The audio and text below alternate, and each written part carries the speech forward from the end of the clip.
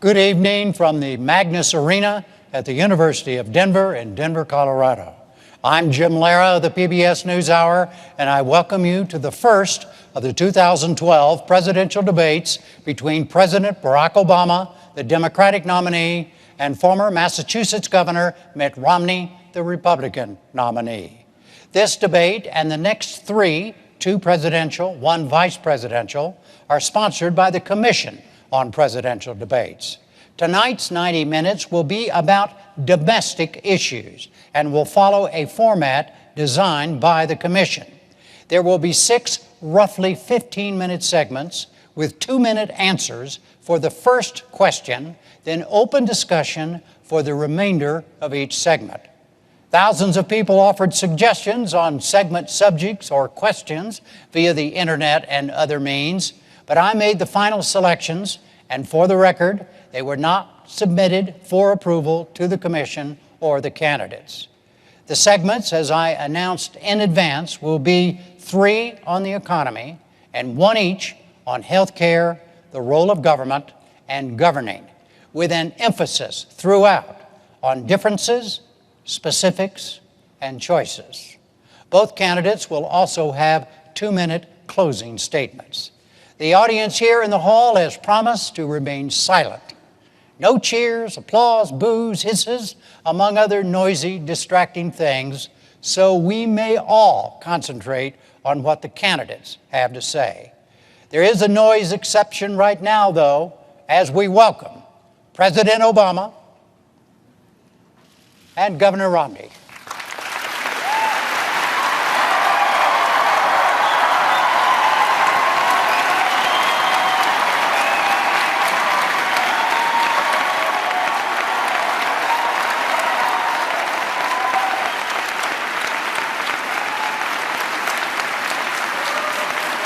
Jim.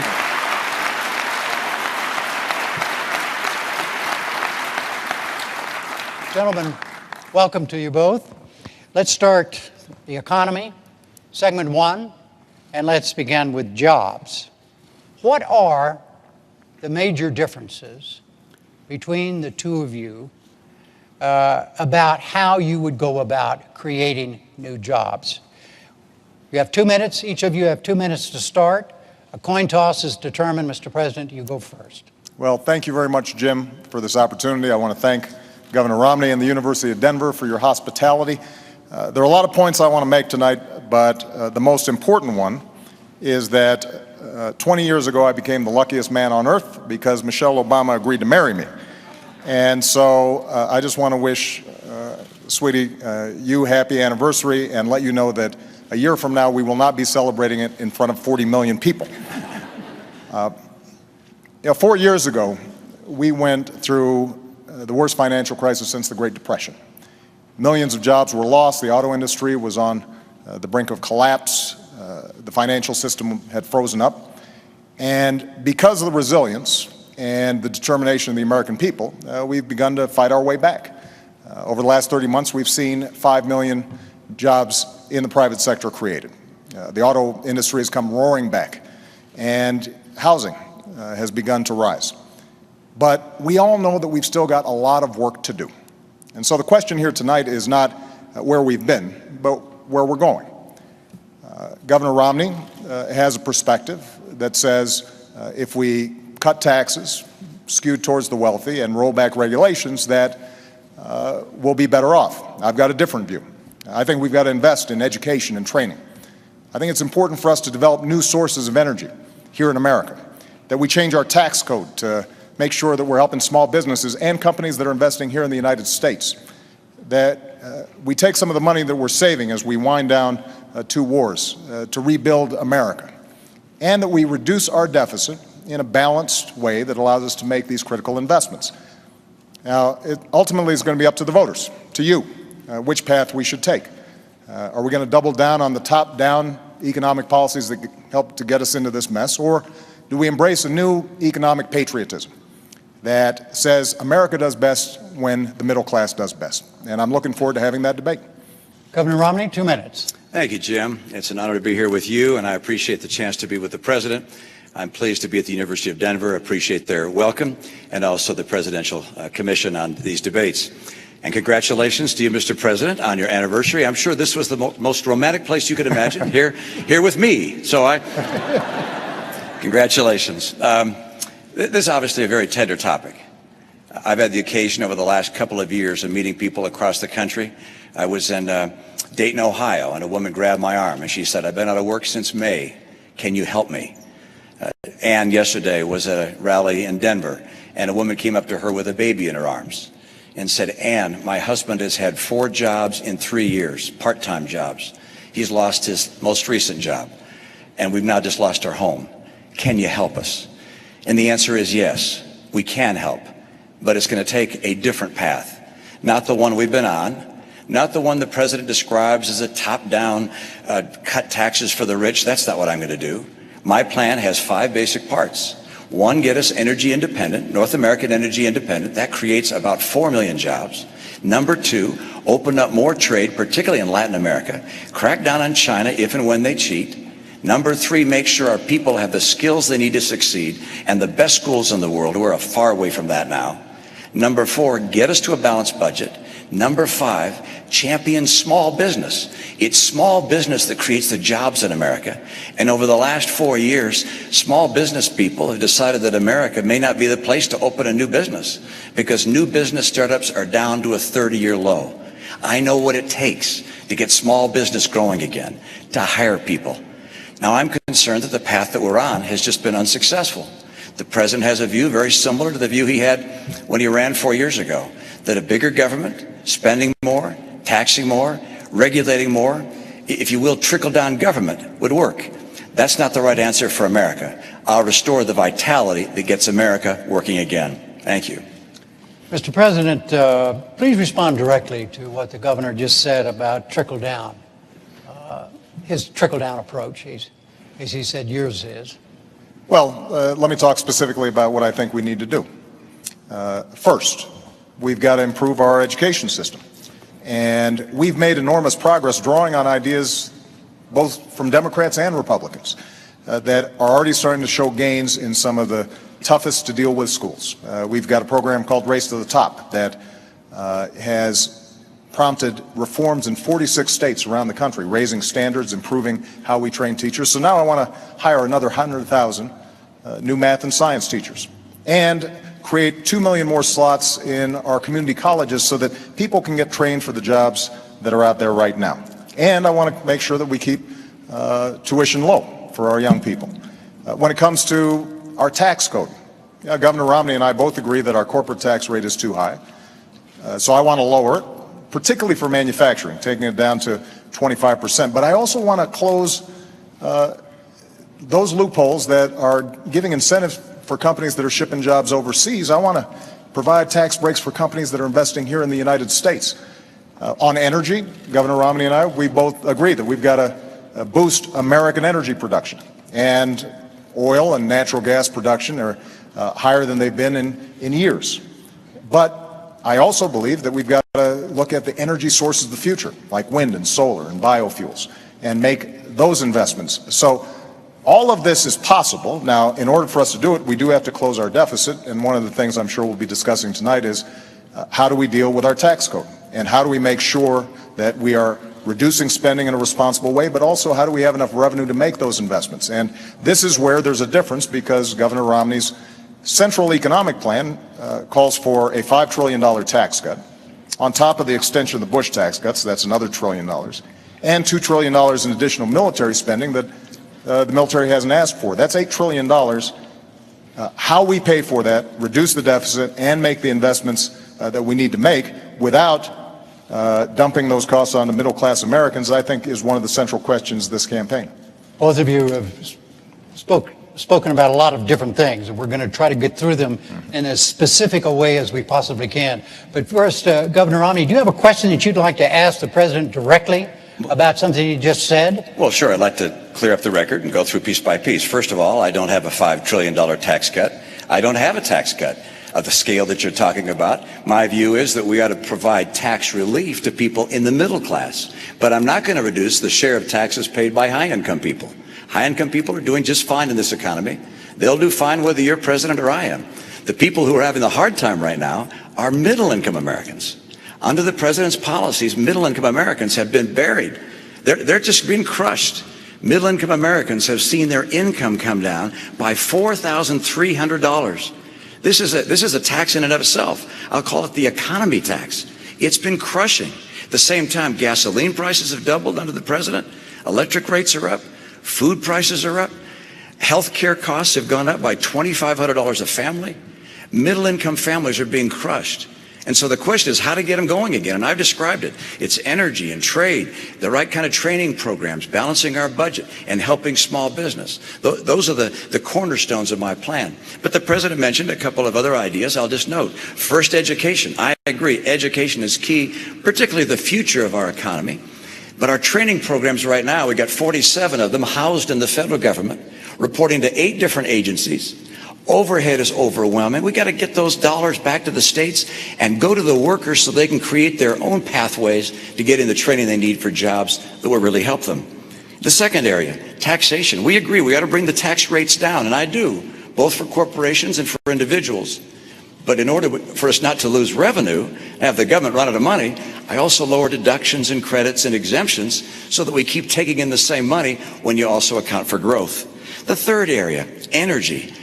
Energy is critical, and the president pointed out correctly that production of oil and gas in the U.S. is up, but not due to his policies, in spite of his policies. Mr. President, all of the increase in natural gas and oil has happened on private land, not on government land. On government land, your administration has cut the number of permits and licenses in half. If I'm president, I'll double them and also get the oil from offshore in Alaska. And I'll bring that pipeline in from Canada. And by the way, I like coal. I'm going to make sure we can continue to burn clean coal. People in the coal industry feel like it's getting crushed by your policies. I want to get America and North America energy independent so we can create those jobs. And finally, with regards to that tax cut, look, I'm not looking to cut massive taxes and to reduce the revenues going to the government. My number one principle is there'll be no tax cut that adds to the deficit. I want to underline that. No tax cut that adds to the deficit. But I do want to reduce the burden being paid by middle-income Americans. And to do that, that also means I cannot reduce the burden paid by high-income Americans. So any language to the contrary is simply not accurate. Mr. President? Well, I think let's talk about taxes because I think it's instructive. Now, 4 years ago when I stood on this stage, I said that I would cut taxes for middle-class families. And that's exactly what I did. We cut taxes for middle-class families by about $3,600. And the reason is because I believe that we do best when the middle class is doing well. And by giving them those tax cuts, they had a little more money in their pocket. And so maybe they can buy a new car. They are certainly in a better position to weather the extraordinary recession that we went through. They can buy a computer for their kid who's going off to college, which means they're spending more money, businesses have more customers, businesses make more profits, and then hire more workers. Now, Governor Romney's proposal that he's been promoting for 18 months calls for a $5 trillion tax cut on top of $2 trillion of additional spending for our military.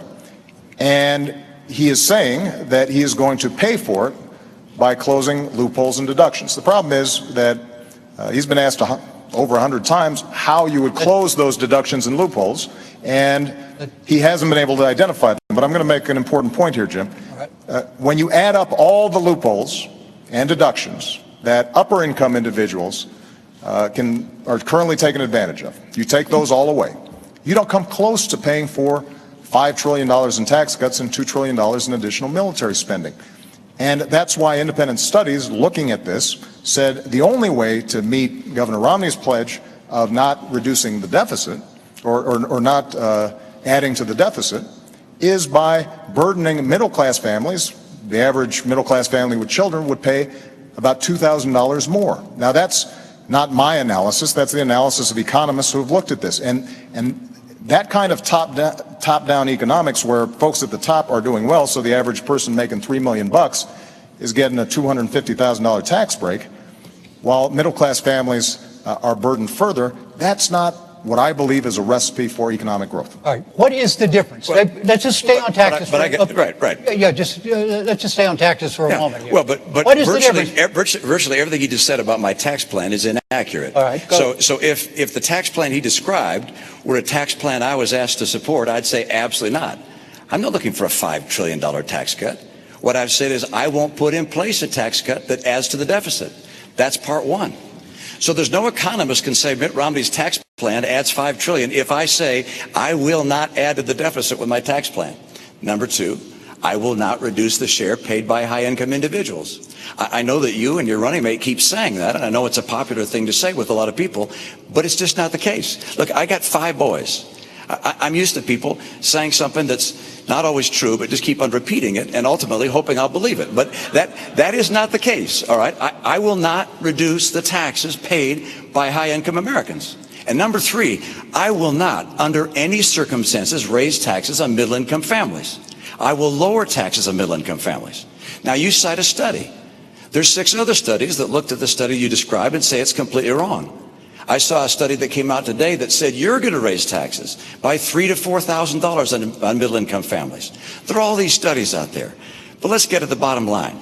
That is, I want to bring down rates. I want to bring the rates down, at the same time lower deductions and exemptions and credits and so forth, so we keep getting the revenue we need. And you think, well, then why lower the rates? And the reason is because small business pays that individual rate. 54% of America's workers work in businesses that are taxed not at the corporate tax rate, but at the individual tax rate. And if we lower that rate, they will be able to hire more people. For me, this is about jobs. Right. This is about getting jobs for the American people. Yeah. Do you challenge what the governor just said about his own plan? Well, for 18 months, he's been running on this tax plan. And now, 5 weeks before the election, he's saying that his big, bold idea is never mind. And the fact is that if you are lowering the rates the way you described, Governor, then it is not possible to come up with enough deductions and loopholes that only affect high-income individuals to avoid either raising the deficit or burdening the middle class. It's math. It's arithmetic. Now, Governor Romney and I do share a deep interest in encouraging small business growth. So at the same time that my tax plan has already lowered taxes for 98% of families, I also lowered taxes for small businesses 18 times. And what I want to do is continue the tax rates, the tax cuts that we put into place for small businesses and families. But I have said that for incomes over $250,000 a year, that we should go back to the rates that we had when Bill Clinton was president, when we created 23 million new jobs, went from deficit to surplus, and created a whole lot of millionaires to boot. And the reason this is important is because by doing that, we can not only reduce the deficit, we can not only encourage job growth through small businesses, but we're also able to make the investments that are necessary in education or in energy. And we do have a difference, though, when it comes to definitions of small business. Now, under my plan, 97% of small businesses would not see their income taxes go up. Governor Romney says, well, those top 3%, they're the job creators, they'd be burdened. But under Governor Romney's definition, there are a whole bunch of millionaires and billionaires who are small businesses. Donald Trump is a small business. And I know Donald Trump doesn't like to think of himself as small anything, but that's how you define small businesses if you're getting business income. And that kind of approach, I believe, will not grow our economy, because the only way to pay for it without either burdening the middle class or blowing up our deficit is to make drastic cuts in things like education, making sure that we are continuing to invest in basic science and research, all the things that are helping America grow. And I think that would be a mistake. All right. Jim, let me just come back on that point, which just is these small businesses we're talking about. Excuse me, just so everybody understands, Yeah. we're way over our first 15 minutes. It's fun, isn't it? It's okay, it's great. That's great. okay. No problem. Now, you all don't have a That's problem, I don't have a problem, because we're still on the economy. Right. But we're going to come back to taxes, and we're going to move on to the deficit and a lot of other things too. Okay, but go ahead, sir. You bet. Well, Mr. President, you're absolutely right, which is that with regards to 97% of the businesses are not taxed at the 35% tax rate. They're taxed at a lower rate. But those businesses that are in the last 3% of businesses happen to employ half of all the people who work in small business. Those are the businesses that employ 1/4 of all the workers in America. And your plan is to take their tax rate from 35% to 40%. Now, I talked to a guy who has a very small business. He's in the electronics business in St. Louis. He has 4 employees. He said he and his son calculated how much they pay in taxes. Federal income tax, federal payroll tax, state income tax, state sales tax, state property tax, gasoline tax. It added up to well over 50% of what they earned. And your plan is to take the tax rate on successful small businesses from 35% to 40%. The National Federation of Independent Businesses has said that will cost 700,000 jobs. I don't want to cost jobs. My priority is jobs.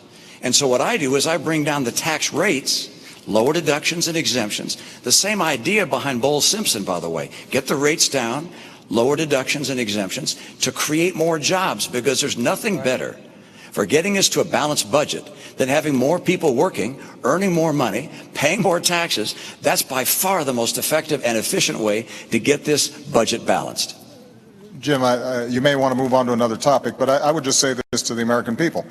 If you believe that we can cut taxes by $5 trillion and add $2 trillion in additional spending that the military is not asking for, $7 trillion, just to give you a sense, over 10 years, that's more than our entire defense budget. And you think that by closing loopholes and deductions for the well-to-do, somehow you will not end up picking up the tab, then Governor Romney's plan may work for you. But I think math, common sense, and our history shows us that's not a recipe for job growth. Look, we've tried this. We've tried both approaches. The approach that Governor Romney is talking about is the same sales pitch that was made in 2001 and 2003. And we ended up with the slowest job growth in 50 years. We ended up moving from surplus to deficits, and it all culminated in the worst financial crisis since the Great Depression. Now, Bill Clinton tried the approach that I'm talking about. We created 23 million new jobs. We went from deficit to surplus, and businesses did very well. So in some ways, we've got some data on which approach is more likely to create jobs and opportunity for Americans. And I believe that the economy works best when middle-class families are getting tax breaks so that they've got some money in their pockets. And those of us who have done extraordinarily well because of this magnificent country that we live in, that we can afford to do a little bit more to make sure we're not blowing up the deficit. Jim, the president began this segment, so I think I get the last word. So I'm going to take. You're going to get the first word in the next segment. Well, but he gets the first word of that segment. I get the last word of that segment. I hope. Let me just make this comment. First of all, let me repeat what I said. Right. I'm not in favor of a $5 trillion tax cut. That's not my plan. My plan is not to put in place any tax cut that will add to the deficit. That's point one. So you may keep referring to it as a $5 trillion tax cut, but that's not my plan. Okay. Number two, let's look at history. My plan is not like anything that's been tried before. My plan is to bring down rates, but also bring down deductions and exemptions and credits at the same time, so the revenue stays in, but that we bring down rates to get more people working. My priority is putting people back to work in America. They're suffering in this country. And we talk about evidence. Look at the evidence of the last 4 years. It's absolutely extraordinary. We've got 23 million people out of work or stopped looking for work in this country. All right. We've got, when the president took office, 32 million people on food stamps, 47 million on food stamps today. Economic growth this year, slower than last year, and last year slower than the year before. Going forward with the status quo is not going to cut it for the American people who are struggling today. All right, let's talk. We're still on the economy. This is theoretically now a second segment still on the economy, and specifically on what to do about the federal deficit, the federal debt. And the question, you each have 2 minutes on this, and Governor Romney, you go first because the president went first on segment one. And the question is this: what are the differences between the two of you as to how you would go about tackling the deficit problem in this country? Well, good. I'm glad you raised that, and it's a critical issue. I think it's not just an economic issue. I think it's a moral issue. I think it's frankly not moral for my generation to keep spending massively more than we take in, knowing those burdens are going to be passed on to the next generation. And they're going to be paying the interest and the principal all their lives. And the amount of debt we're adding at $1 trillion a year is simply not moral. So how do we deal with it? Well, mathematically, there are three ways that you can cut a deficit. One, of course, is to raise taxes. Number two is to cut spending. And number three is to grow the economy. Because if more people work in a growing economy, they're paying taxes, and you can get the job done that way. The president would prefer raising taxes. I understand. The problem with raising taxes is that it slows down the rate of growth, and you can never quite get the job done. I want to lower spending and encourage economic growth at the same time. What things would I cut from spending? Well, first of all, I will eliminate all programs by this test if they don't pass it. Is the program so critical it's worth borrowing money from China to pay for it? And if not, I'll get rid of it. Obamacare is on my list. I apologize, Mr. President. I use that term with all respect, by the way. Good. Okay, good. So I'll get rid of that. I'm sorry, Jim. I'm going to stop the subsidy to PBS. I'm going to stop other things. I like PBS. I love Big Bird. I actually like you too. But I'm not going to keep on spending money on things to borrow money from China to pay for. So that's number one. Number two, I'll take programs that are currently good programs, but I think could be run more efficiently at the state level and send them to the state. Number three, I'll make government more efficient and to cut back the number of employees, combine some agencies and departments. My cutbacks will be done through attrition, by the way. This is the approach we have to take to get America to a balanced budget. The president said he'd cut the deficit in half. Unfortunately, he doubled it. $1 trillion deficits for the last 4 years. The president's put in place as much public debt, almost as much debt held by the public as all prior presidents combined. Mr. President, 2 minutes. When I walked into the Oval Office, I had more than $1 trillion deficit greeting me. And we know where it came from. 2 wars that were paid for on a credit card, 2 tax cuts that were not paid for, and a whole bunch of programs that were not paid for, and then a massive economic crisis. And despite that, what we've said is, yes, we had to take some initial emergency measures to make sure we didn't slip into a Great Depression. But what we've also said is, let's make sure that we are cutting out those things that are not helping us grow. So 77 government programs, everything from aircrafts that the Air Force had ordered but weren't working very well. 18 government programs for education that were well-intentioned but weren't helping kids learn. We went after medical fraud in Medicare and Medicaid very aggressively, more aggressively than ever before, and have saved tens of billions of dollars, $50 billion of waste taken out of the system. And I worked with Democrats and Republicans to cut $1 trillion out of our discretionary domestic budget. That's the largest cut in the discretionary domestic budget since Dwight Eisenhower. Now, we all know that we've got to do more. And so I put forward a specific $4 trillion deficit reduction plan. It's on a website. You can look at all the numbers, what cuts we make and what revenue we raise. And the way we do it is $2.50 for every cut.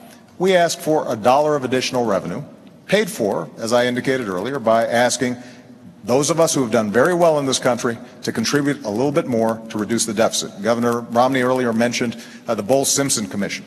Well, that's how the commission, bipartisan commission that talked about how we should move forward, suggested we have to do it in a balanced way with some revenue and some spending cuts. And this is a major difference that Governor Romney and I have. Let me just finish this point because you're looking for contrast. When Governor Romney stood on a stage with other Republican candidates for the nomination, and he was asked, would you take $10 of spending cuts for just $1 of revenue? And he said no. Now, if you take such an unbalanced approach, then that means you are going to be gutting our investments in schools and education. It means that Governor Romney talked about Medicaid and how we could send it back to the states, but effectively this means a 30% cut in the primary program we help for seniors who are in nursing homes, for kids who are with disabilities, President, and that is not a right strategy for us to move forward. way over the 2 minutes. Sorry. Governor, what about Simpson Bowles? Will you support Simpson Bowles? Simpson Bowles, the president should have grabbed that. No, I mean, do you support Simpson Bowles? I have my own plan. It's not the same as Simpson Bowles, but in my view, the president should have grabbed it. If he wanted to make some adjustments to it, take it, go to Congress, fight for it. That's what we've done. Made some adjustments to it, and we're putting it forward before Congress right now. A $4 trillion plan. But you've been president 4 balance. years. You've been president 4 years. Right. You said you cut the deficit in half. It's now 4 years later. We still have trillion-dollar deficits. The CBO says we'll have a trillion-dollar deficit each of the next 4 years. If you're reelected, we'll get to a trillion-dollar debt. I mean, you have said before you'd cut the deficit in half. And I love this idea of $4 trillion in cuts. You found $4 trillion of ways to reduce or to get closer to a balanced budget, except we still show trillion-dollar deficits every year. That doesn't get the job done. Let me come back and say, why is it that I don't want to raise taxes? Why don't I want to raise taxes on people? And actually, you said it back in 2010. You said, look, I'm going to extend the tax policies that we have. Now, I'm not going to raise taxes on anyone, because when the economy is growing slow like this, when we're in recession, you shouldn't raise taxes on anyone. Well, the economy is still growing slow. As a matter of fact, it's growing much more slowly now than when you made that statement. And so if you believe the same thing, you just don't want to raise taxes on people. And the reality is, it's not just wealthy people. You mentioned Donald Trump. It's not just Donald Trump you're taxing. It's all those businesses that employ 1/4 of the workers in America, these small businesses that are taxed as individuals. You raise taxes and you kill jobs. That's why the National Federation of Independent Businesses said your plan will kill 700,000 jobs. I don't want to kill jobs in this environment. Let me make one more point. Okay, let's let him answer the taxes thing for a moment. Okay. Mr. President. Well, we've had this discussion before. About the idea that in order to reduce the deficit, right, there has to be revenue in addition to cuts. There has to be revenue in addition to cuts. Now, Governor Romney has ruled out revenue. He's ruled out revenue. Absolutely. Completely. Okay, so, look, the revenue I get is by more people working, getting higher pay, paying more taxes. That's how we get growth and how we balance the budget. Right. But the idea of taxing people more, putting more people out of work, you'll never get there. You never balance the budget by raising taxes. Spain spends 42% of their total economy on government. Okay. We're now spending 42% of our economy on government. I don't want to go down the path to Spain. I want to go down the path of growth that puts Americans to work with more money coming in because they're working. But Mr. President, you're saying in order to get the job done, it's got to be balanced. If we're serious, we've got to take a balanced, responsible approach. And by the way, this is not just when it comes to individual taxes. Let's talk about corporate taxes. Now, I've identified areas where we can right away make a change that I believe would actually help the economy. The oil industry gets $4 billion a year in corporate welfare. Basically, they get deductions that those small businesses that Governor Romney refers to, they don't get. Now, does anybody think that ExxonMobil needs some extra money when they're making money every time you go to the pump? Why wouldn't we want to eliminate that? Why wouldn't we eliminate tax breaks for corporate jets? My attitude is if you got a corporate jet, you can probably afford to pay full freight, not get a special break for it. When it comes to corporate taxes, Governor Romney has said he wants to, in a revenue-neutral way, close loopholes, deductions. He hasn't identified which ones they are, but thereby bring down the corporate rate. Well, I want to do the same thing, but I've actually identified how we can do that. And part of the way to do it is to not give tax breaks to companies that are shipping jobs overseas. Right now, you can actually take a deduction for moving a plant overseas. I think most Americans would say that doesn't make sense, and all that raises revenue. And so if we take a balanced approach, what that then allows us to do is also to help young people, the way we already have during my administration, make sure that they can afford to go to college. It means that the teacher that I met in Las Vegas, a wonderful young lady, who describes to me, she's got 42 kids in her class. The first 2 weeks, she's got some of them sitting on the floor until finally they get reassigned. They're using textbooks that are 10 years old. That is not a recipe for growth. That's not how America was built.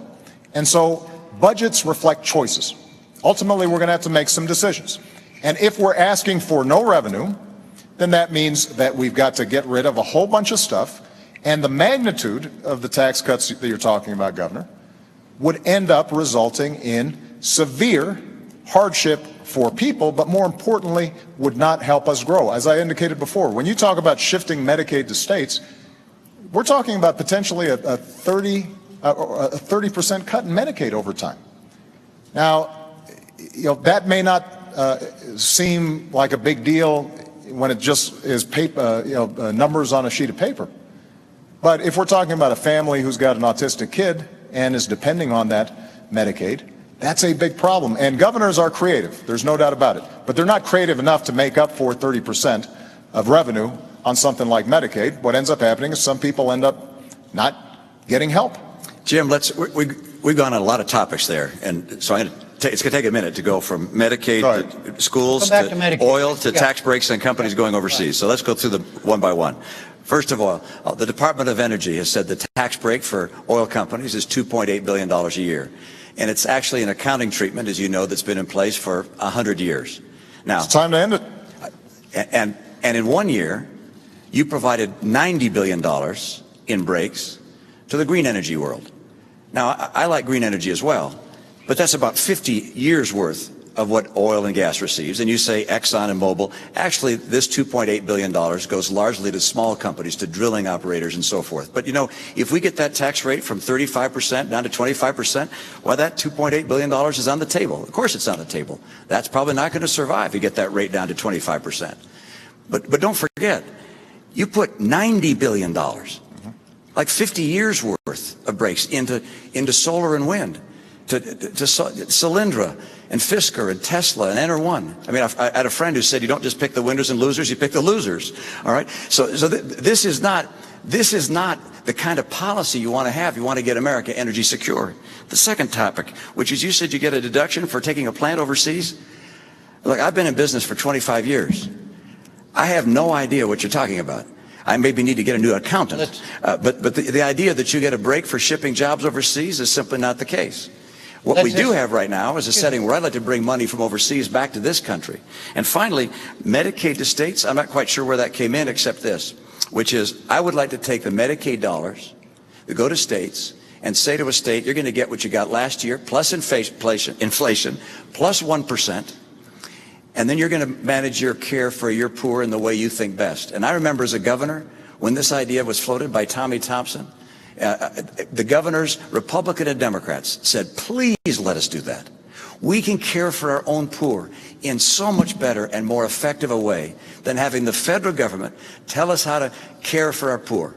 So let's state, one of the magnificent things about this country is the whole idea that states are the laboratories of democracy. Don't have the federal government tell everybody what kind of training programs they have to have and what kind of Medicaid they have to have. Let states do this. And by the way, if a state gets in trouble, well, we could step in and see if we can find a way to help them.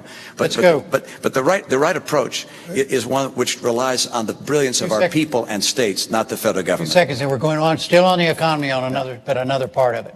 Okay. All right. This is segment 3, the economy. Entitlements. First answer goes to you. 2 minutes, Mr. President. Do you see a major difference between the two of you on Social Security? I suspect that on Social Security we've got a somewhat similar position. Social Security is structurally sound. It's going to have to be tweaked the way it was by Ronald Reagan and Democratic Speaker Tip O'Neill. But the basic structure is sound. But I want to talk about the values behind Social Security and Medicare, and then talk about Medicare because that's the big driver of our deficits right now. My grandmother, some of you know, helped to raise me. My grandparents did. My grandfather died a while back. My grandmother died 3 days before I was elected president, and she was fiercely independent. She worked her way up. Only had a high school education, started as a secretary, ended up being the vice president of a local bank. And she ended up living alone by choice. And the reason she could be independent was because of Social Security and Medicare. She had worked all her life, put in this money, and understood that there was a basic guarantee, a floor under which she could not go.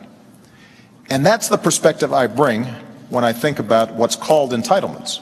The name itself implies some sense of dependency on the part of these folks. These are folks who've worked hard, like my grandmother, and there are millions of people out there who are counting on this. So my approach is to say, how do we strengthen the system over the long term? And in Medicare, what we did was we said, we are going to have to bring down the costs if we're going to deal with our long-term deficits. But to do that, let's look where some of the money is going. $716 billion we were able to save from the Medicare program by no longer overpaying insurance companies, by making sure that we weren't overpaying providers. And using that money, we were actually able to lower prescription drug costs for seniors by an average of $600. And we were also able to make a significant dent in providing them the kind of preventive care that will ultimately save money throughout the system. So the way for us to deal with Medicare in particular is to lower health care costs. When it comes to Social Security, as I said, you don't need a major structural change in order to make sure that Social Security is there for the future. We'll follow up on this. First, Governor Romney, you have 2 minutes on Social Security and entitlements. Well, Jim, our seniors depend on these programs, and I know anytime we talk about entitlements, people become concerned that something's going to happen that's going to change their life for the worst. And the answer is neither the President nor I are proposing any changes for any current retirees or near retirees, either to Social Security or Medicare. So if you're 60 or around 60 or older, you don't need to listen any further. But for younger people, we need to talk about what changes are going to be occurring. Oh, I just thought about one. And that is, in fact, I was wrong when I said the President isn't proposing any changes for current retirees. In fact, he is on Medicare. On Social Security, he's not. But on Medicare, for current retirees, he's cutting $716 billion from the program. Now, he says by not overpaying hospitals and providers, actually just going to them and saying, we're going to reduce the rates you get paid across the board. Everybody's going to get a lower rate. That's not just going after places where there's abuse. That's saying we're cutting the rates. Some 15% of hospitals and nursing homes say they won't take any more Medicare patients under that scenario. We also have 50% of doctors who say they won't take more Medicare patients. We have 4 million people on Medicare Advantage that will lose Medicare Advantage because of those $716 billion in cuts. I can't understand how you can cut Medicare $716 billion for current recipients of Medicare. Now you point out, well, we're putting some back. We're going to give a better prescription program. That's $1 for every 15 you've cut. They're smart enough to know that's not a good trade. I want to take that $716 billion you've cut and put it back into Medicare. By the way, we can include a prescription program if we need to improve it. But the idea of cutting $716 billion from Medicare to be able to balance the additional cost of Obamacare is, in my opinion, a mistake. And with regards to young people coming along, I've got proposals to make sure Medicare and Social Security are there for them without any question. Mr. President. First of all, I think it's important for Governor Romney to present this plan that he says will only affect folks in the future. And the essence of the plan is that he would turn Medicare into a voucher program. It's called premium support, but it's understood to be a voucher program. His running mate. And you don't support that? I don't, and let me explain why. Again, that's for future people, right? Not for current retirees. So if you're 54 or 55, you might want to listen, because this will affect you.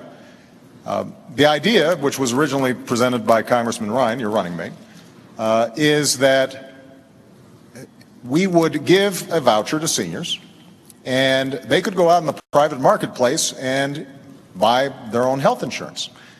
The problem is that because the voucher wouldn't necessarily keep up with healthcare inflation, it was estimated that this would cost the average senior about $6,000 a year. Now, in fairness, what Governor Romney has now said is he'll maintain traditional Medicare alongside it. But there's still a problem, because what happens is those insurance companies are pretty clever at figuring out who are the younger and healthier seniors. They recruit them, leaving the older, sicker seniors in Medicare. And every healthcare economist who looks at it says over time what will happen is the traditional Medicare system will collapse. And then what you've got is folks like my grandmother at the mercy of the private insurance system, precisely at the time when they are most in need of decent health care. So I don't think vouchers are the right way to go. And this is not my only my opinion. AARP thinks that the savings that we obtained from Medicare bolstered the system, lengthened the Medicare trust fund by 8 years. Benefits were not affected at all. And ironically, if you repeal Obamacare, and I have become fond of this term, Obamacare, if you repeal it, what happens is those seniors right away are going to be paying $600 more in prescription care. They're now going to have to be paying copays for basic checkups that can keep them healthier. And the primary beneficiary of that repeal are insurance companies that are estimated to gain billions of dollars back when they aren't making seniors any healthier. And I don't think that's the right approach when it comes to making sure that Medicare is stronger over the long term. We'll talk about specifically about health care in a moment, but do you support the voucher system, Governor? What I support is no change for current retirees and near retirees to Medicare, and the President supports taking $716 billion out of that program. What about the voucher? So that's number one. All right. Number two is for people coming along that are young. What I do to make sure that we can keep Medicare in place for them is to allow them to either to choose the current Medicare program or a private plan, their choice. They get to choose, and they'll have at least two plans that will be entirely at no cost to them. So they don't have to pay additional money, no additional $6,000. That's not going to happen. They'll have at least two plans. And by the way, if the government can be as efficient as the private sector and offer premiums that are as low as the private sector, people will be happy to get traditional Medicare, or they'll be able to get a private plan. I know my own view is I'd rather have a private plan. I just as soon not have the government telling me what kind of health care I get. I'd rather be able to have an insurance company. If I don't like them, I can get rid of them and find a different insurance company. But people will make their own choice. The other thing we have to do to save Medicare, we have to have the benefits high for those that are low income, but for higher income people, we're going to have to lower some of the benefits. We have to make sure this program is there for the long term. That's the plan that I put forward. And by the way, the idea came not even from Paul Ryan or Senator Wyden, who's a co-author of the bill with Paul Ryan in the Senate, but also it came from Bill Clinton's chief of staff. This is an idea that's been around a long time, which is saying, hey, let's see if we can't get competition into the Medicare world so that people can get the choice of different plans at lower cost, better quality, I believe, in competition.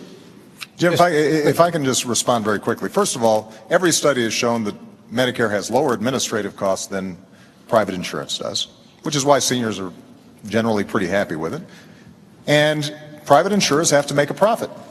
Nothing wrong with that. That's what they do.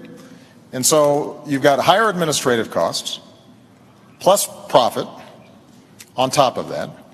And if you are going to save any money through what Governor Romney is proposing, what has to happen is that the money has to come from somewhere. And when you move to a voucher system, you are putting seniors at the mercy of those insurance companies. And over time, if traditional Medicare has decayed or fallen apart, then they're stuck.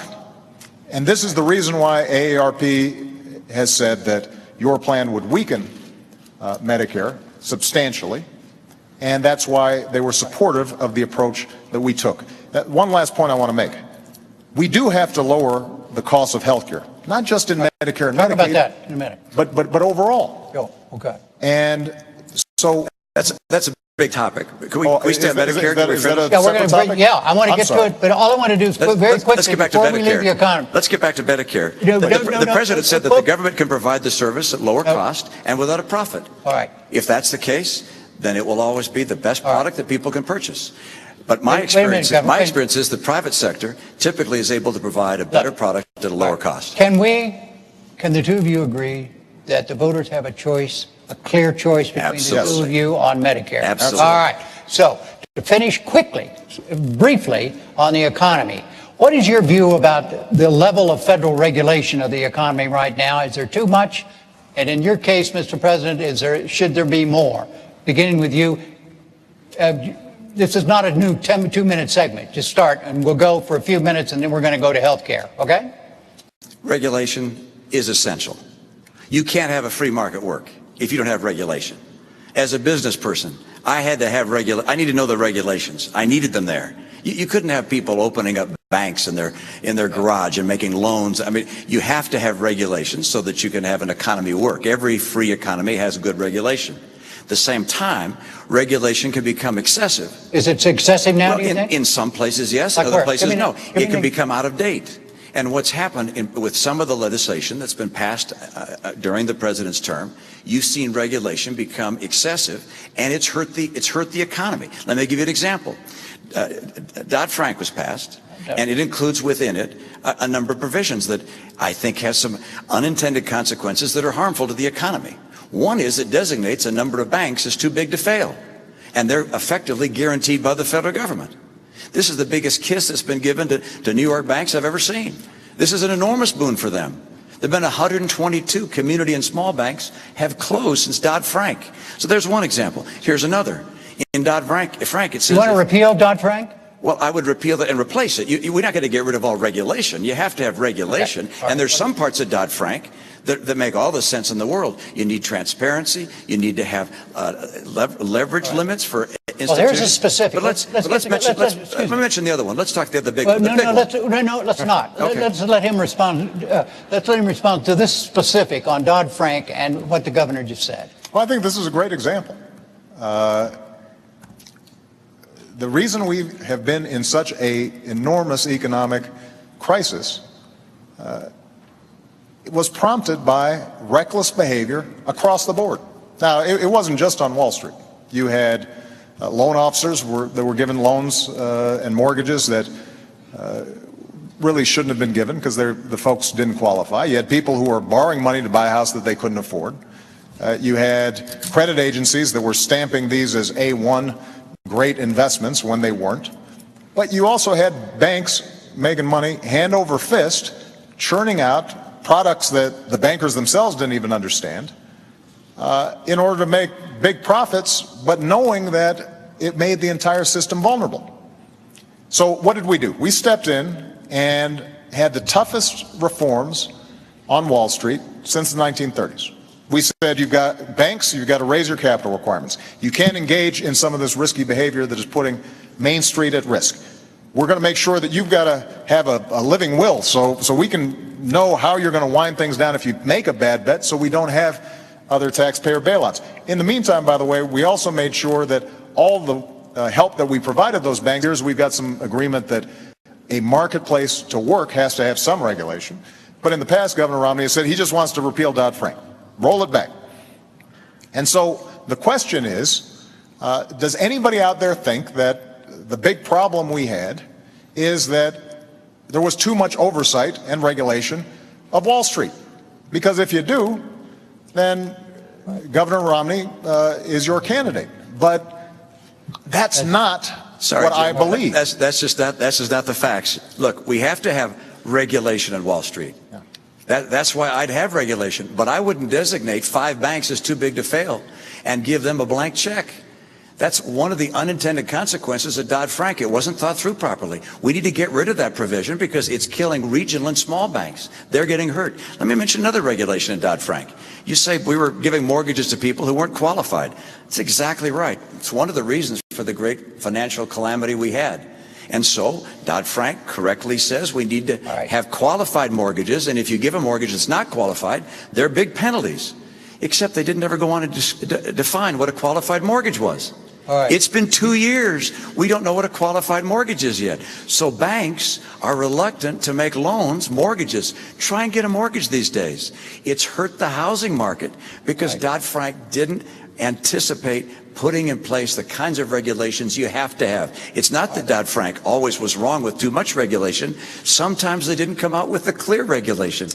I will make sure we don't hurt the functioning of our marketplace and our businesses because I want to bring back housing and get good jobs. All right, I think we have another clear difference between the two of you. Now let's move to health care, where I know there is a clear difference. And that has to do with the Affordable Care Act, Obamacare, and it's a two-minute new segment, and that means 2 minutes each. And you go first, Governor Romney. You want it repealed. You want the Affordable Care Act repealed. Why? I sure do. Well, in part, it comes again from my experience. I was in New Hampshire. A woman came to me and she said, look, I can't afford insurance for myself or my son. I met a couple in Appleton, Wisconsin, and they said, we're thinking of dropping our insurance. We can't afford it. And the number of small businesses I've gone to that are saying they're dropping insurance because they can't afford it, the cost of health care is just prohibitive. And we've got to deal with cost. And unfortunately, when you look at Obamacare, the Congressional Budget Office has said it will cost $2,500 a year more than traditional insurance. So it's adding to cost. And as a matter of fact, when the president ran for office, he said that by this year he would have brought down the cost of insurance for each family by $2,500 a family. Instead, it's gone up by that amount. So it's expensive. Expensive things hurt families. So that's one reason I don't want it. Second reason, it cuts $716 billion from Medicare to pay for it. I want to put that money back in Medicare for our seniors. Number three, it puts in place an unelected board that's going to tell people ultimately what kind of treatments they can have. I don't like that idea. Fourth, there was a survey done of small businesses across the country. It said, what's been the effect of Obamacare on your hiring plans? And 3/4 of them said it makes us less likely to hire people. I just don't know how the president could have come into office facing 23 million people out of work, rising unemployment, an economic crisis at the kitchen table, and spend his energy and passion for 2 years fighting for Obamacare instead of fighting for jobs for the American people. It has killed jobs. And the best course for health care is to do what we did in my state, craft a plan at the state level that fits the needs of the state. And then let's focus on getting the cost down for people rather than raising it with the $2,500 additional premium. Mr. President, the argument against repeal. Well, 4 years ago when I was running for office, I was traveling around and having those same conversations that Governor Romney talks about. And it wasn't just that small businesses were seeing costs skyrocket and they couldn't get affordable coverage even if they wanted to provide it to their employees. It wasn't just that this was the biggest driver of our federal deficit, our overall health care costs, but it was families who were worried about going bankrupt if they got sick. Millions of families all across the country. If they had a pre-existing condition, they might not be able to get coverage at all. If they did have coverage, insurance companies might impose an arbitrary limit. And so as a consequence, they're paying their premiums. Somebody gets really sick. Lo and behold, they don't have enough money to pay the bills because the insurance companies say that they've hit the limit. So we did work on this alongside working on jobs because this is part of making sure that middle-class families are secure in this country. And let me tell you exactly what Obamacare did. Number one, if you've got health insurance, it doesn't mean a government takeover. You keep your own insurance, you keep your own doctor, but it does say insurance companies can't jerk you around. They can't impose arbitrary lifetime limits. They have to let you keep your kid on your insurance plan until you're 26 years old. And it also says that you're going to have to get rebates if insurance companies are spending more on administrative costs and profits than they are on actual care. Number two, if you don't have health insurance, we're essentially setting up a group plan that allows you to benefit from group rates that are typically 18% lower than if you're out there trying to get insurance on the individual market. Now, the last point I'd make before 2 minutes is up, sir. No, I think I had 5 seconds before you interrupted me. Was the irony is that we've seen this model work really well in Massachusetts because Governor Romney did a good thing working with Democrats in the state to set up what is essentially the identical model. And as a consequence, people are covered there. It hasn't destroyed jobs.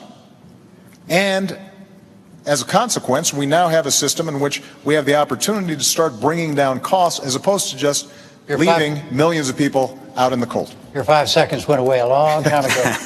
All right, Governor, tell the president directly why you think what he just said is wrong about Obama. Well, I did with my first statement, but I'll go on. Please elaborate. I'll elaborate. Exactly right. First of all, I like the way we did it in Massachusetts. I like the fact that in my state we had Republicans and Democrats come together and work together.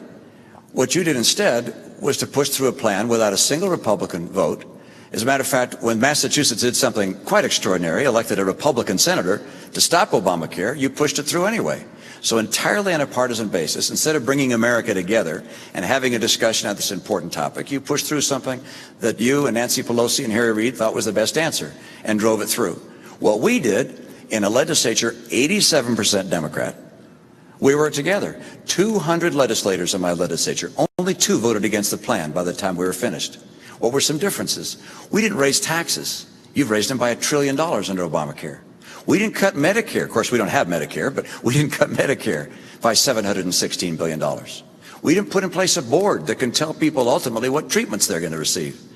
We didn't also do something that I think a number of people across this country recognize, which is put people in a position where they're going to lose the insurance they had and they wanted.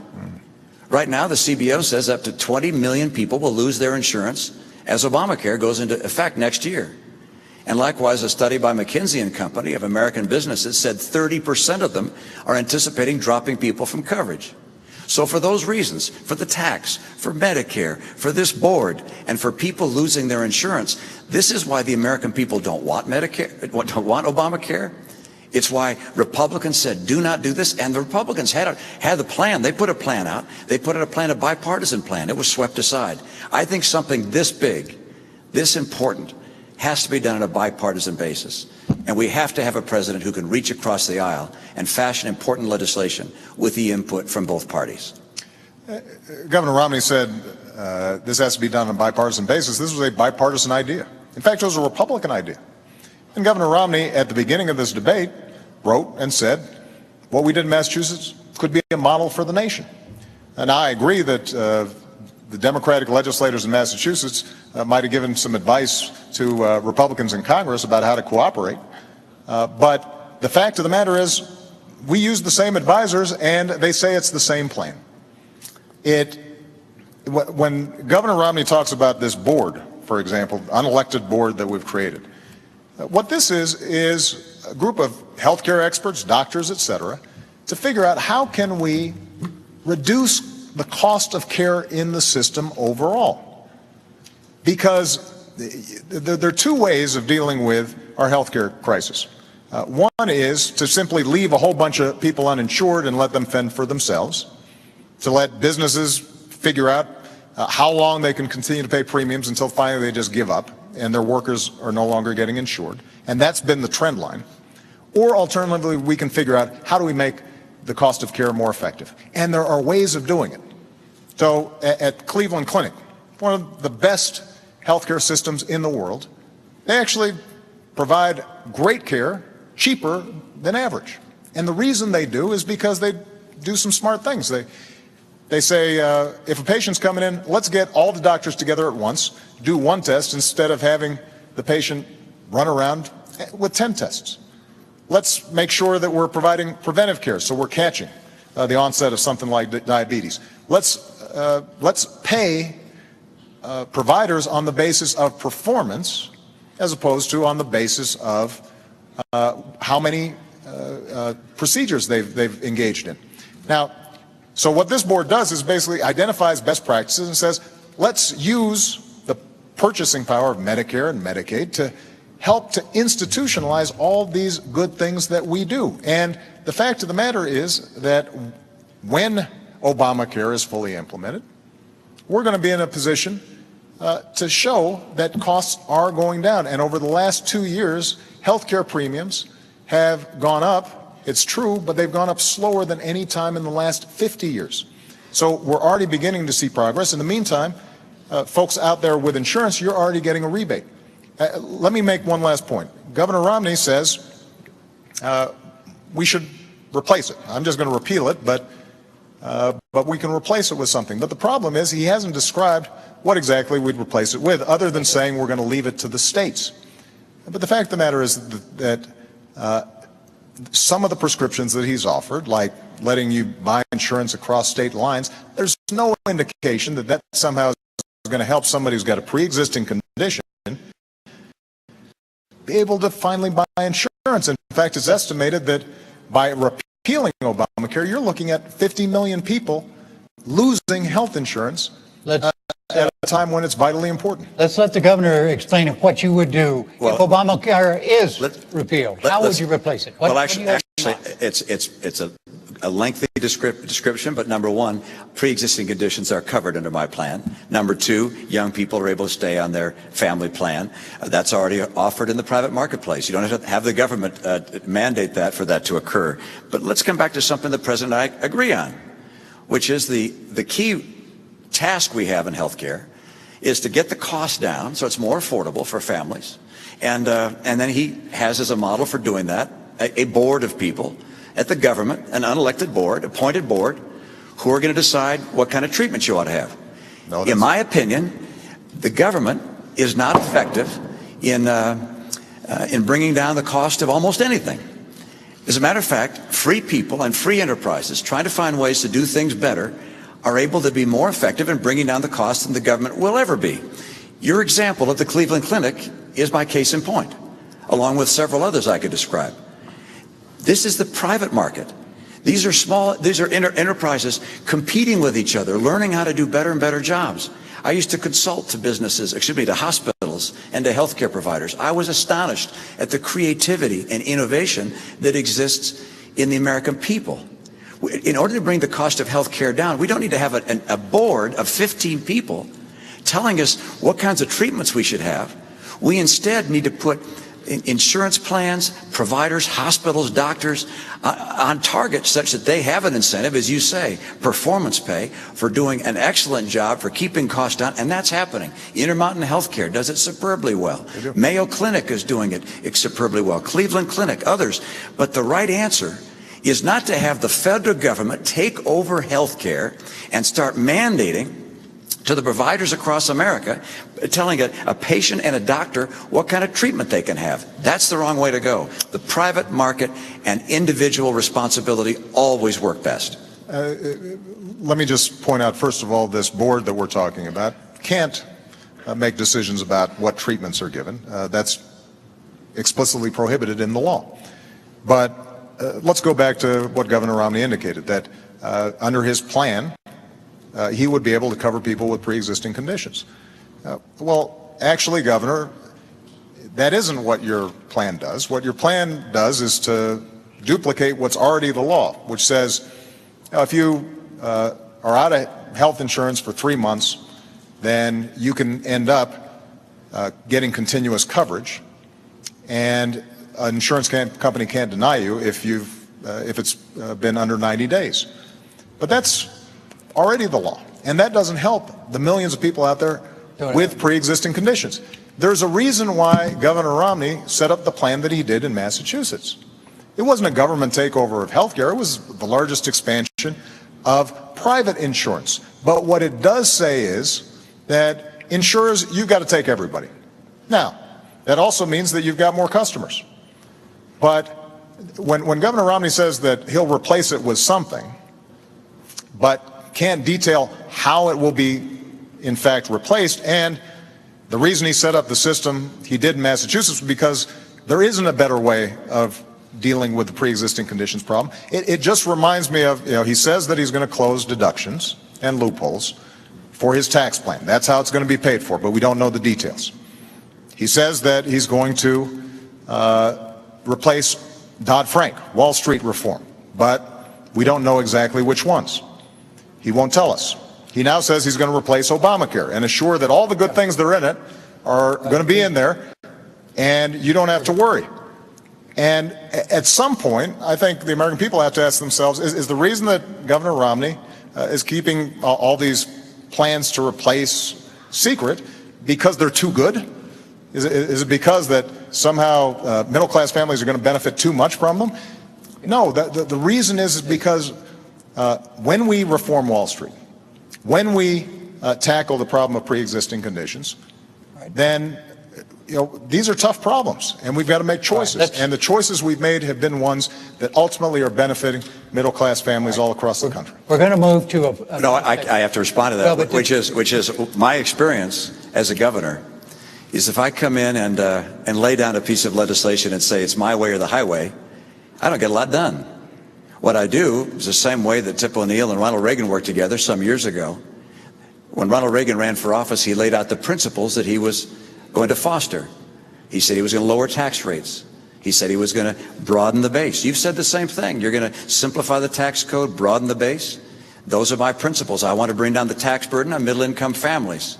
And I'm going to work together with Congress to say, okay, what are the various ways we could bring down deductions, for instance? One way, for instance, would be to have a single number. Make up a number, $25,000, $50,000. Anybody can have deductions up to that amount. And then that number disappears for high-income people. That's one way one could do it. One could follow Bowles-Simpson as a model and take deduction by deduction and make differences that way. There are alternatives to accomplish the objective I have, which is to bring down rates, broaden the base, simplify the code, and create incentives for growth. And with regards to health care, you had remarkable details with regards to my pre-existing condition plan. You obviously have studied up on my plan. In fact, I do have a plan that deals with people with pre-existing conditions. That's part of my health care plan. And what we did in Massachusetts is a model for the nation, state by state. And I said that at that time. The federal government taking over health care for the entire nation and whisking aside the 10th Amendment, which gives states the rights for these kinds of things, is not the course for America to have a stronger, more vibrant economy. That is a terrific segue to our next segment, and is the role of government. And let's see, role of government, and it is, you are first on this, Mr. President, and the question is this: do you believe, both of you, but you had the first 2 minutes on this, Mr. President, do you believe there's a fundamental difference between the two of you as to how you view the mission of the federal government? Well, I definitely think there are differences.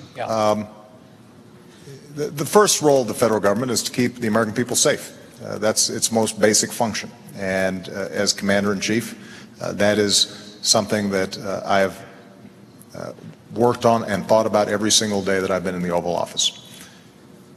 But I also believe that government has the capacity, the federal government has the capacity to help open up opportunity and create ladders of opportunity and to create frameworks where the American people can succeed. Look, the genius of America is the free enterprise system and freedom, and the fact that people can go out there and start a business, work on an idea, make their own decisions. But as Abraham Lincoln understood, there are also some things we do better together. So in the middle of the Civil War, Abraham Lincoln said, let's help to finance the Transcontinental Railroad. Let's start the National Academy of Sciences. Let's start land-grant colleges, because we want to give these gateways of opportunity for all Americans, because if all Americans are getting opportunity, we're all going to be better off. That doesn't restrict people's freedom, that enhances it. And so what I've tried to do as president is to apply those same principles. And when it comes to education, what I've said is we've got to reform schools that are not working. We used something called Race to the Top. It wasn't a top-down approach, Governor. What we've said is to states, we'll give you more money if you initiate reforms. And as a consequence, you had 46 states around the country who have made a real difference. But what I've also said is let's hire another 100,000 math and science teachers to make sure we maintain our technological lead and our people are skilled and able to succeed. And hard-pressed states right now can't all do that. In fact, we've seen layoffs of hundreds of thousands of teachers over the last several years, and Governor Romney doesn't think we need more teachers. I do, because I think that that is the kind of investment where the federal government can help. It can't do it all, but it can make a difference. And as a consequence, we'll have a better trained workforce, and that will create jobs because companies want to locate in places where we've got a skilled workforce. 2 minutes, Governor, on the role of government. Your view. Well, first, I love great schools. Massachusetts, our schools are ranked #1 of all 50 states. And the key to great schools, great teachers. So I reject the idea that I don't believe in great teachers or more teachers. Every school district, every state should make that decision on their own. The role of government. Look behind us. The Constitution and the Declaration of Independence. The role of government is to promote and protect the principles of those documents. First, life and liberty. we have a responsibility to protect the lives and liberties of our people, and that means a military second to none. I do not believe in cutting our military. I believe in maintaining the strength of America's military. Second, in that line that says we are endowed by our Creator with our rights, I believe we must maintain our commitment to religious tolerance and freedom in this country. That statement also says that we are endowed by our Creator with the right to pursue happiness as we choose. I interpret that as, one, making sure that those people who are less fortunate and can't care for themselves are cared by one another. We're a nation that believes that we're all children of the same God, and we care for those that have difficulties, those that are elderly and have problems and challenges, those that are disabled. We care for them, and we look for discovery and innovation, all these things desired out of the American heart to provide the pursuit of happiness for our citizens. But we also believe in maintaining for individuals the right to pursue their dreams and not to have the government substitute itself for the rights of free individuals. And what we're seeing right now is, in my view, a trickle-down government approach, which has government thinking it can do a better job than free people pursuing their dreams, and it's not working. And the proof of that is 23 million people out of work. The proof of that is 1 out of 6 people in poverty. The proof of that is we've gone from 32 million on food stamps to 47 million on food stamps. The proof of that is that 50% of college graduates this year can't find work. We know that the path we're taking is not working. It's time for a new path. All right, let's go through some specifics in terms of how each of you views the role of government. Education. Does the federal government have a responsibility to improve the quality of public education in America? Well, the primary responsibility for education is of course, at the state and local level. But the federal government also can play a very important role. And I agree with Secretary Arne Duncan. It's some ideas he's put forward on Race to the Top, not all of them, but some of them I agree with, and congratulate him for pursuing that. The federal government can get local and state schools to do a better job. My own view, by the way, is I've added to that. I happen to believe I want the kids that are getting federal dollars from IDEA or Title I. These are disabled kids or poor kids or lower income kids, rather. I want them to be able to go to the school of their choice. So all federal funds, instead of going to the state or to the school district, I'd have go, if you will, follow the child and let the parent and the child decide where to send their student. How do you see the federal government's responsibility to, as I say, to improve the quality of public education in this country? Well, as I've indicated, I think that it has a significant role to play. Through our Race to the Top program, we've worked with Republican and Democratic governors to initiate major reforms, and they're having an impact right now. Do you think you have a difference with your views and those of Governor Romney about education? In the federal This government? is where budgets matter, because budgets reflect choices. So when Governor Romney indicates that he wants to cut taxes and potentially benefit folks like me and him, and to pay for it, we're having to initiate significant cuts in federal support for education. That makes a difference. You know, his running mate, Congressman Ryan, put forward a budget that reflects many of the principles that Governor Romney's talked about. And it wasn't very detailed. This seems to be a trend, but what it did do is to, if you extrapolated how much money we're talking about, you'd look at cutting the education budget by up to 20%. When it comes to community colleges, we are seeing great work done out there all over the country, because we have the opportunity to train people for jobs that exist right now. And one of the things I suspect Governor Romney and I probably agree on is getting businesses to work with community colleges so that they're setting up their training programs. Do you agree, Governor? Let me just finish the point. It's, by the way, I suspect it'll be a small going very well agreement. in my state, by the way, yeah. Where they're partnering so that they're designing training programs, and people who are going through them know that there's a job waiting for them if they complete. Okay. That makes a big difference, but that requires some federal support. Let me just say one final example. When it comes to making college affordable, whether it's 2-year or 4-year, one of the things that I did as president was we were sending $60 billion to banks and lenders as middlemen for the student loan program, even though the loans were guaranteed. So there was no risk for the banks or the lenders, but they were taking billions out of the system. And we said, why not cut out the middleman? And as a consequence, what we've been able to do is to provide millions more students assistance, lower or keep low interest rates on student loans. And this is an example of where our priorities make a difference. Governor Romney, I genuinely believe, cares about education.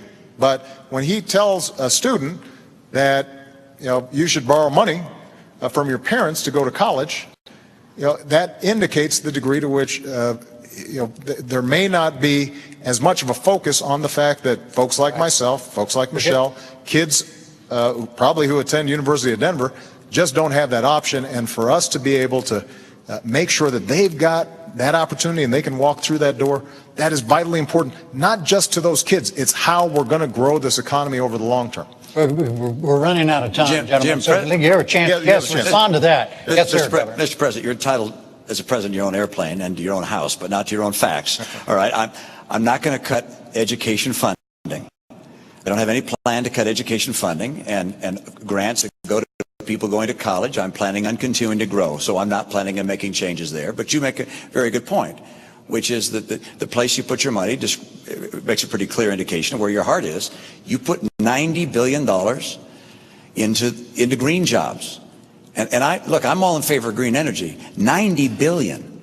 That would have hired 2 million teachers. $90 billion.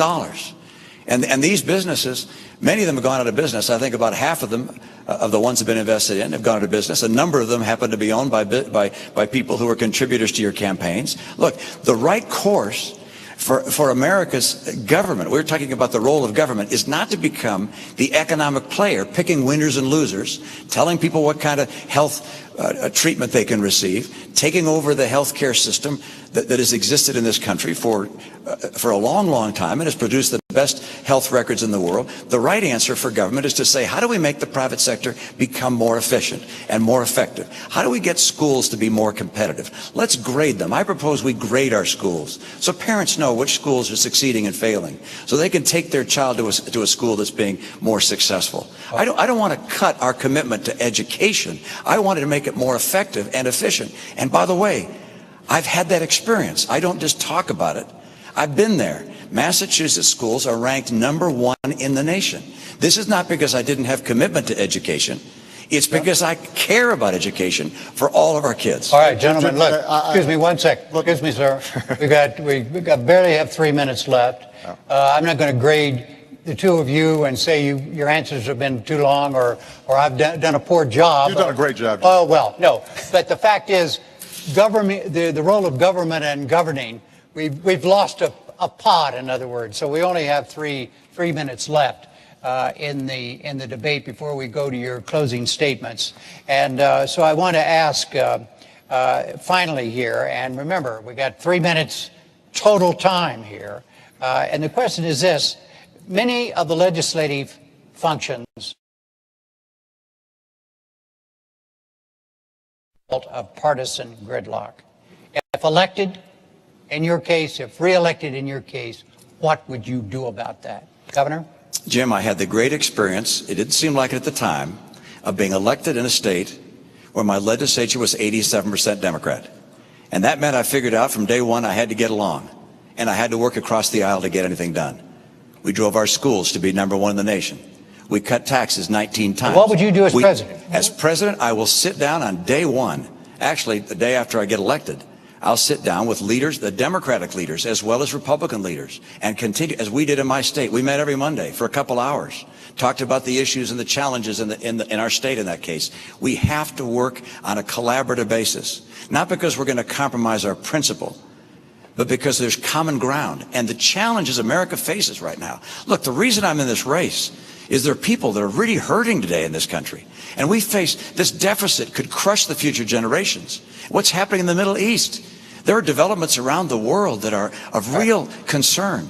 And Republicans and Democrats both love America. But we need to have leadership in Washington that will actually bring people together and get the job done, and could not care less if it's a Republican or a Democrat. I've done it before. I'll do it again. Mr. President. Well, first of all, I think Governor Romney is going to have a busy first day because he's also going to repeal Obamacare, which will not be very popular among Democrats as you're sitting down with him. But look, my philosophy has been I will take ideas from anybody, Democrat or Republican, as long as they're advancing the cause of making middle-class families stronger and giving ladders of opportunity into the middle class. That's how we cut taxes for middle-class families and small businesses. That's how we cut $1 trillion of spending that wasn't advancing that cause. That's how we signed 3 trade deals into law that are helping us to double our exports and sell more American products around the world. That's how we repealed Don't Ask, Don't Tell. That's how we ended the war in Iraq, as I promised, and that's how we're going to wind down the war in Afghanistan. That's how we went after al-Qaeda and bin Laden. So we've seen progress even under Republican control of the House of Representatives. But ultimately, part of being principled, part of being a leader is, A, being able to describe exactly what it is that you intend to do, not just saying, I'll sit down, but you have to have a plan. Number 2, what's important is occasionally you've got to say no to folks both in your own party and in the other party. And yes, have we had some fights between me and the Republicans when they fought back against us reining in the excesses of Wall Street? Absolutely, because that was a fight that needed to be had. When we were fighting about whether or not we were going to make sure that Americans had more security with their health insurance, and they said no, yes, that was a fight that we needed to have.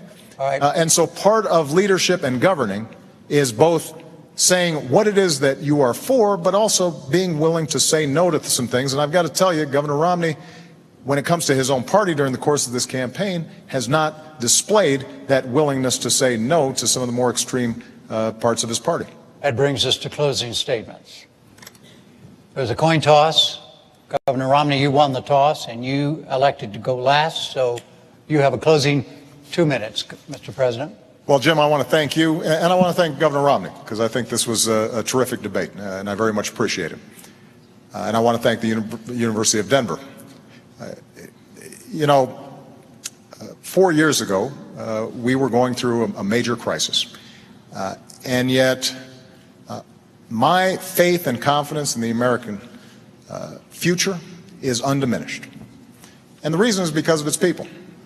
Because the woman I met in North Carolina who decided at 55 to go back to school because she wanted to inspire her daughter and now has a job from that new training that she's gotten. Because a company in Minnesota who was willing to give up salaries and perks for their executives to make sure that they didn't lay off workers during a recession.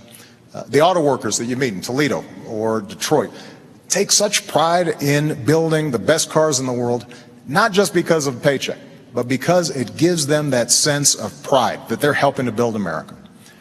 And so the question now is, how do we build on those strengths? And everything that I've tried to do, and everything that I'm now proposing for the next 4 years in terms of improving our education system or developing American energy, or making sure that we're closing loopholes for companies that are shipping jobs overseas and focusing on small business companies that are creating jobs here in the United States, or closing our deficit in a responsible, balanced way that allows us to invest in our future. All those things are designed to make sure that the American people, their genius, their grit, their determination is channeled, and they have an opportunity to succeed. And everybody's getting a fair shot, and everybody's getting a fair share.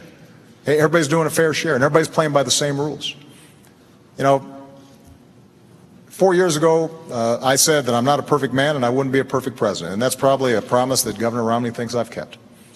But I also promised that I'd fight every single day on behalf of the American people, and the middle class, and all those who are striving to get in the middle class. I've kept that promise.